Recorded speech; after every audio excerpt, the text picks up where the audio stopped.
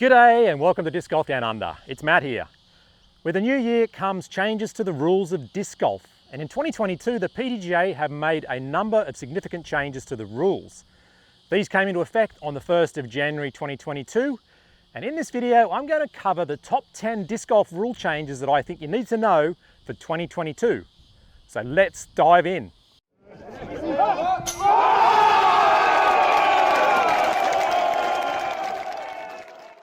Now, at the beginning of each year, the Professional Disc Golfers Association, or PDGA, review the rules of disc golf and sometimes make changes. In some years, the changes are very minor, but this year there were more than usual, with around 26 individual changes made. Now, some of these changes don't necessarily change how the rule works, with some words being changed or sections rewritten to make the rules easier to understand and clearer to interpret. So, of the 26 changes this year, I'd put 9 into this category of clarification. A good example of this is the complete rewriting of Rule 813 on equipment, which covers illegal discs and illegal devices. There's no substantive change to the rules, but hopefully it's now clearer for players to read and understand. Of the remaining 17 changes made in 2022, I'd say half of these are fairly minor and the other half are significant and important for players to know. Many of these changes are about removing loopholes that players could sometimes use to gain an advantage, and some are about taking the burden of decision off the playing group. In other words, more black and white rules and less shades of grey. Now, in this video, I'm going to cover the top 10 main changes that I think you need to know, and I'm assuming you already have a good grasp on the rules. If you're new to disc golf and you're still struggling with the rules, I recommend you jump on the PDGA website and have a read through the current rules.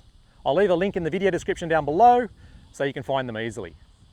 Also, the PDGA just released a 12-part video series covering the basic rules of disc golf.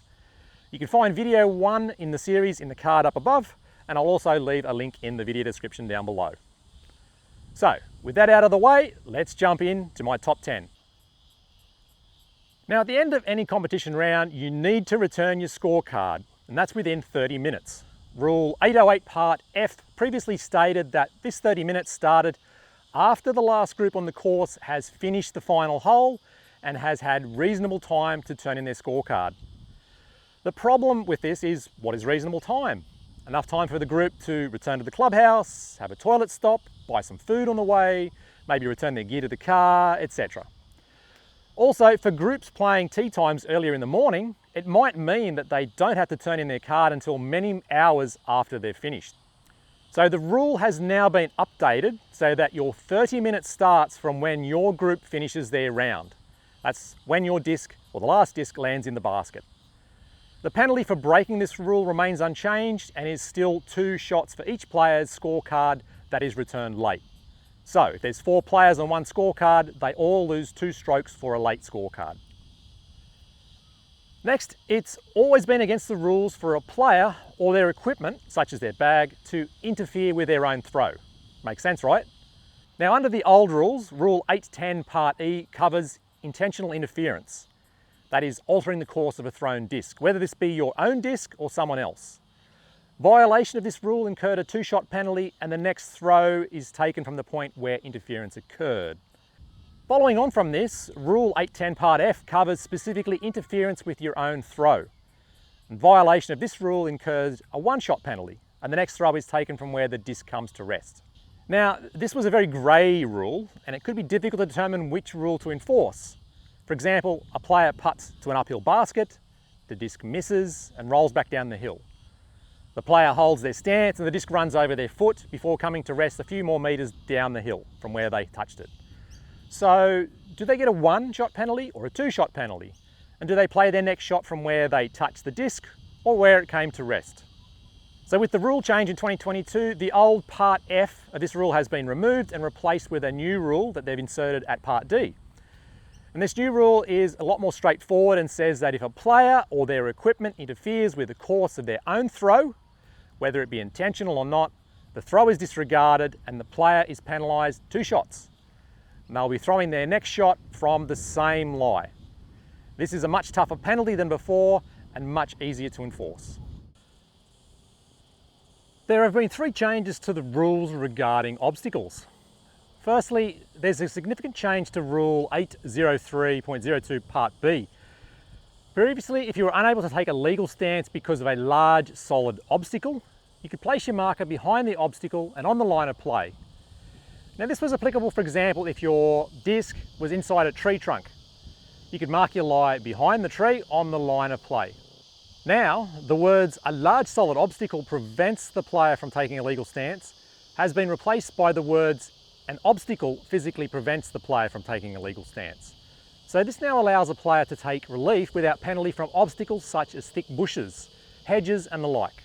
And because of this change in the wording, the word motor vehicle has been removed from Rule 803.02 Part A as well, because it's redundant.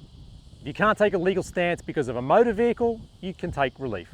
Finally, event directors now have more flexibility on providing relief from obstacles. Rather than sticking to the standard on the line of play, farther from the target at the nearest point of relief, they can, if they want, use drop zones or perhaps lateral relief. Previously, Rule 802.06 Part D stated that marking the lie incorrectly would be a marking violation. The wording of this rule has been changed slightly so that it is now a violation if the player throws from an incorrect lie. So if you mark your lie incorrectly, you have up until the point at which you make your throw to fix your mistake. And another addition to the rules can be found under 802.07 Part B that states a drop zone can now be played as a marked lie in addition to previously playing it as a teeing area. This gives TDs more flexibility and they can mark a drop zone by a spot on the ground which defines the lie for the next shot. Next, 2 significant changes have been made to the excessive time rule, which is 802.03. Firstly, Part A of this rule gives the player 30 seconds to take their throw. The 4th condition of this rule was that the playing area is clear and free of distraction. The problem with this rule is, what is a distraction? Any player who wants more time can swat at imaginary flies, complain about noises from a group 3 holes away, or say that the wind is blowing my hair in my eyes, etc, etc. You get the idea. So the words "free of distraction" have been removed and this loophole is no more. If the playing area is clear, the 30-second shot clock starts ticking and you have to deal with any distractions best you can. Secondly, disc golf rounds can last for hours and there's never been anything in the rule book to allow time for a toilet or bathroom break. But now in 2022, we have the addition of Part C under Rule 802.03 that gives the player the chance to request extra time to take a bathroom break. However, if the player doesn't return in a reasonable time, they will miss the hole and receive par +4 for the hole. There's been a number of changes made to Rule 811 Part F, and that's covering types of misplay. Some of them are just a rewording of the rules to make them clearer, and other changes are quite significant. I'll cover the first major change here at number 5 and follow up with the other one at number 4. So under the previous rules, if you started play on the wrong hole or in the wrong group to which you were assigned, you could be penalised 2 shots, but then continue playing the course without penalty. However, people could take advantage of this rule. For example, a player turns up at the course a minute before play is due to start and they've been assigned to a group starting on the other side of the course.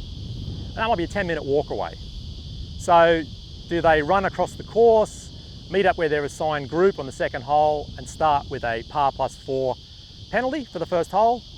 Or do they join another group close by and take a 2-shot penalty instead?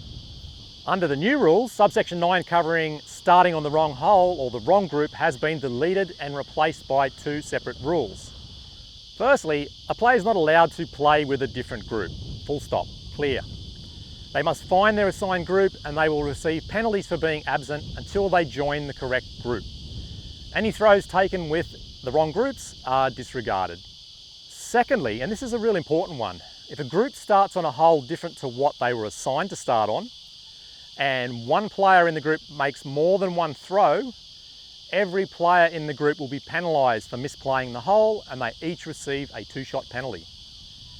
However, if the group realises they're on the wrong hole before any player makes their second throw, only those who have started play out of order will receive a 1-shot penalty. All throws will be disregarded and the group should proceed to the correct starting hole.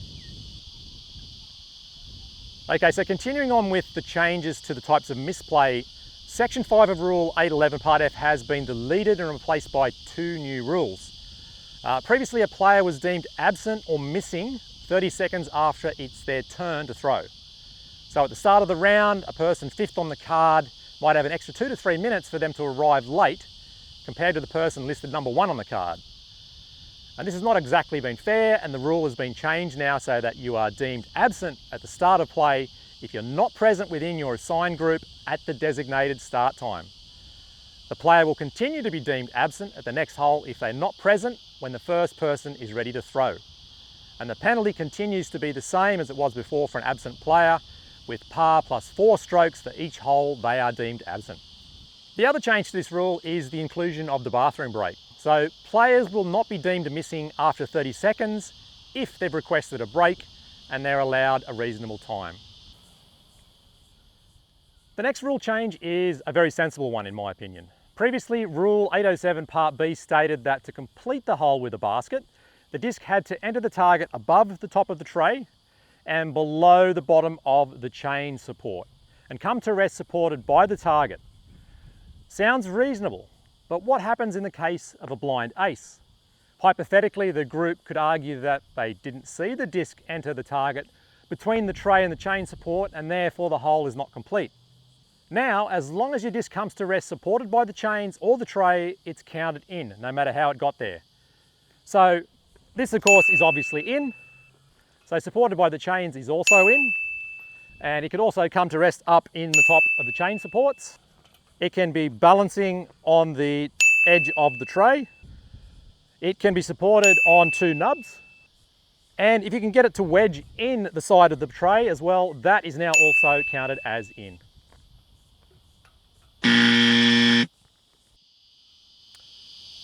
Now we're getting to the tail end of our top 10 and some of the more significant rule changes. The rules regarding out of bounds have seen 3 major changes. Previously, if your disc went out of bounds, such as this one here, you could take your next lie from a point where the disc crossed out of bounds and up to 1 meter on a perpendicular line. So this is my 1 meter stick. I put it perpendicular to the line and I can put my marker anywhere along that line. So I can put it here if I like, or I can put it down here. Now, if that was not available and there wasn't any perpendicular angle, let's say there was a tree here, then you're allowed to go up to 1 meter away in a radius from where the disc went out of bounds. But the rule has now changed in 2022, and so you take the point where your disc went out of bounds and you can put your marker anywhere within a 1 meter radius of that point. So we can go up to 1 meter forward, we can go up to 1 meter back. Gives us a lot more room to play with and a lot more flexibility. So if I want to, I can put my marker out there and play my next shot from that location. Also, if you're within 1 meter of a tight corner, such as this one here, you're now allowed to relocate your lie on a 1 meter line that extends from the corner point through the disc.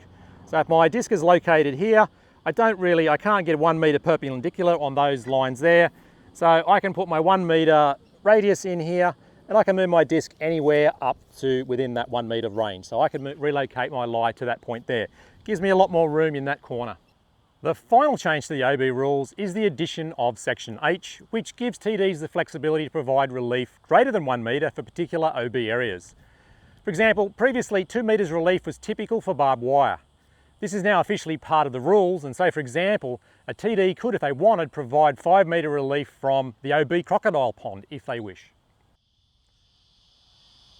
Okay, we've arrived at number 1, and now for the biggest and probably most controversial change to the PDGA rules in 2022. And that's Rule 804, Regulated Routes, which has been completely deleted and replaced with a simpler Rule 804.01, Mandatory Routes and Objects. Now, under the old rules, players had to monitor the disc in flight, determine whether it passed to the correct side of the mandatory object, check where the disc landed, and there were a lot of rules determining the mandatory line on the ground, whether being a perpendicular to a line from the tee or the previous mandatory. Now I know from experience that this could get confusing, and I've seen numerous arguments and complaints about mandos. So under the new rule, which is supposed to be simpler, the mandatory is now to be clearly defined by at least one vertical object. That can be a post, a tree, etc. And the edge must also be clearly defined. No longer is it an imaginary line passing vertical through the center of the tree. The TD must indicate which parts of the object define the edge of the mando. Is it the main branches on the left, or the right side, the foliage, or some other part of the object? The line on the ground must also be clearly defined by markers, painted lines, etc. And finally, a drop zone must also be marked for each mando. The mandatory is considered as missed if the disc crosses the vertical plane defined by the line on the ground and the vertical object. The penalty for missing the mando remains unchanged with a 1 penalty stroke, and you proceed to the drop zone. If there's no drop zone, you go back to the previous lie or the teeing area. Sounds like the old rule, you might say. However, if you cross the mando, hit a tree, and bounce back across the mando line, under the old rules you were fine, and you were okay. Under the new rules, you now miss the mando because the disc entered restricted space. Or perhaps you made it through the mando, hit a tree or a branch, and then rebounded back across the mando line. And this is also a missed mando, whereas under the old rules it was okay.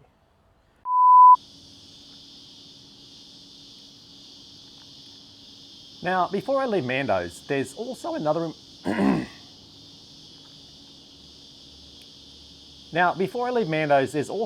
important change that I need to highlight. And this is not a new rule, but the removal of an old rule, 804.02 Part D, which stated that the next mandatory is considered to be the target for all rules related to lie, stance, relief, etc. So where this change is most significant is on a dogleg hole with a mando like this. Under the old rules, your lie for your next throw was aligned with the mando. Makes sense, eh? As this is where you're aiming your next throw. So perhaps it's now a simpler rule, but I can definitely foresee some pain for unlucky players down the track, and it may take a while for players to get used to this one. Okay, there you go. That's my list of top 10 changes to the PDGA rules of disc golf for 2022. Some really important ones to get on top of and understand, including the new mando rule and changes to the OB rule. What do you think of the changes? Are they for the better, or do you prefer the old rule? Let me know in the comments down below. So I hope you got something out of this video, and if you enjoyed it, make sure you like it and subscribe to the Disc Golf Down Under channel for more disc golf content. I've got some great reviews and giveaways coming up in the next few videos. So thanks for watching, and I'll see you next time.